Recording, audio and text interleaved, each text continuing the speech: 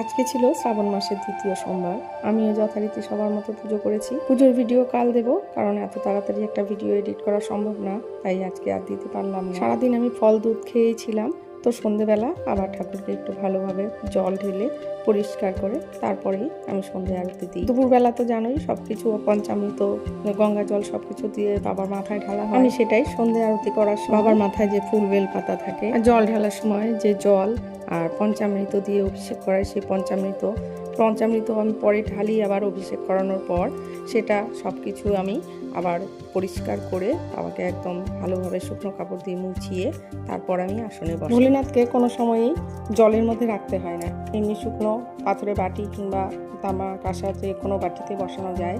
তো এই দেখো আমি এখন হলো অশ্বগন্ধা চন্দন দিয়ে আবার তিলক করিয়ে দিলাম, বাবার পৈতে মালা সব করিয়ে দিলাম, আর বাবার মাথায় আমার যে রূপোর বেলপাতাটা আছে আমি সেটা দিয়ে দিলাম। সব সময় বাবার মাথায় একটা বেলপাতা দিয়ে রাখতে হয়, তবে আর জলে রাখার প্রয়োজন হয় না। তো আমি এমনি বেলপাতা ছিল, সেই বেলপাতাও দিয়ে দিলাম। এবার আমি একটু আরতি করে নিচ্ছি।